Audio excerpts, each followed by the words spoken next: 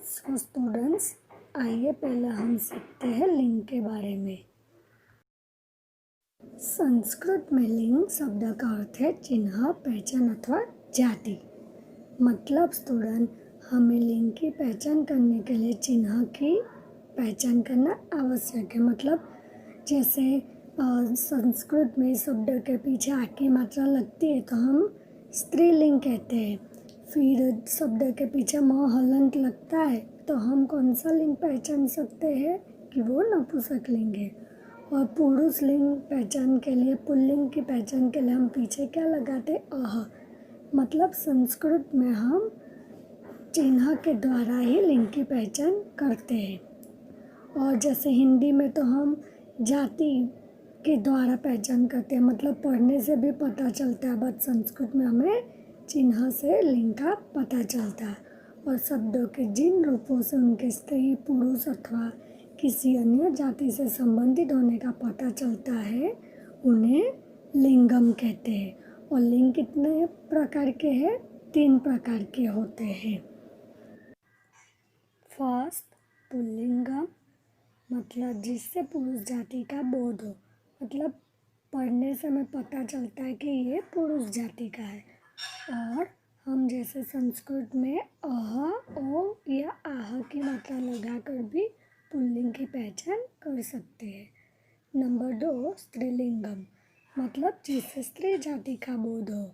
हमें पढ़ने से पता चलता है कि यह शब्द स्त्री जाति का है। या फिर आ, ए, आह से भी पता चलता है कि यह स्त्रीलिंग है।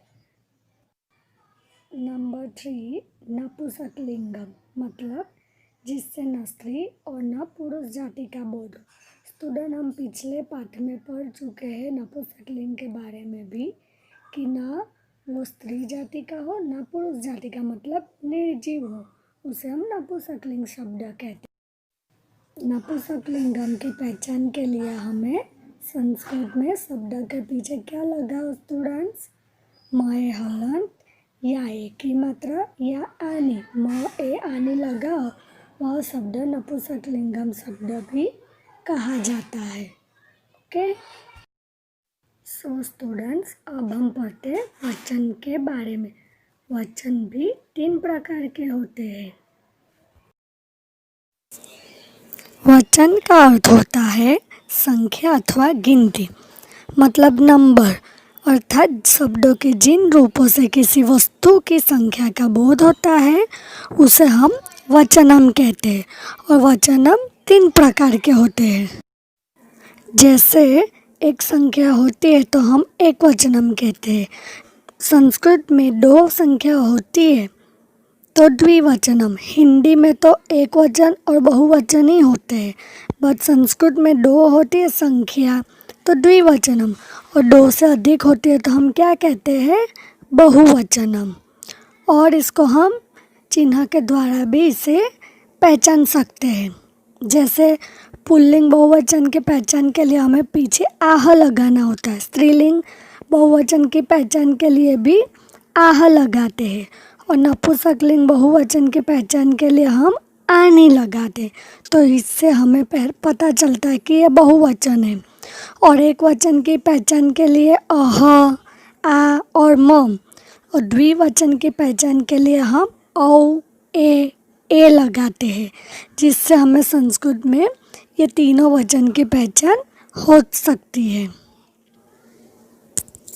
इन वचनों को आप इस रूप से समझ सकते हैं, जैसे एक जमा वचनम एक संख्या, द्वि जमा वचनम 2 संख्या, बहु जमा वचनम बहुत सारी संख्याएं। अब हम उदाहरण के द्वारा ये चैप्टर समझते हैं।